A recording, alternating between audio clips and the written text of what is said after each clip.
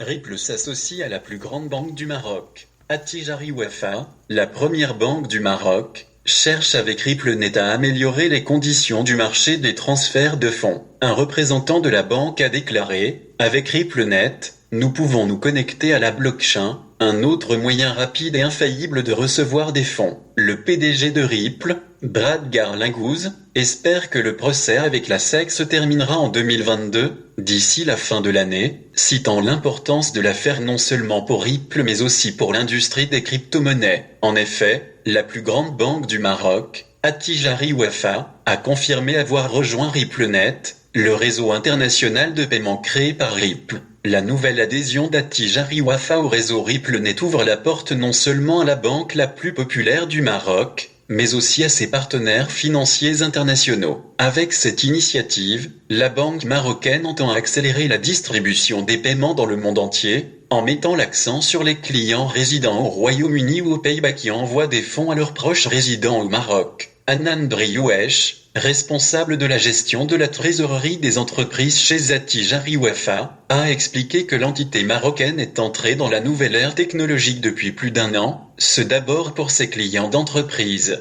puis pour des solutions connectées en temps réel avec des partenaires de la région MENA. La prochaine étape de la banque sera d'introduire la technologie blockchain. Avec RippleNet, nous pouvons nous connecter à la blockchain, un autre moyen rapide et infaillible de recevoir des fonds. RippleNet continue de croître même malgré le procès avec la SEC. Le réseau RippleNet recense actuellement plus de 200 banques, dont Banco Santander aux États-Unis, qui a souhaité utiliser sa nouvelle technologie pour soutenir le marché des transferts de fonds. La banque a ainsi utilisé OnePayFX pour le Mexique et Xcure pour l'Amérique latine, deux produits créés par Ripple. Ripple Santander dans un rapport du 25 janvier 2021 intitulé Ripple 2020 Momentum, le PDG de la société, Brad Garlinghouse, a indiqué que la croissance de RippleNet avait été multipliée par 5. Ces données étant antérieures au procès intenté par la SEC contre l'entreprise crypto. À l'époque, un grand nombre de ces plateformes basées en Asie-Pacifique avaient adopté RippleNet pour faciliter les transferts d'argent, entraînant une augmentation régionale des transactions de 1700%. L'action en justice de la SEC contre Ripple a initialement provoqué une forte baisse du prix de son token XRP.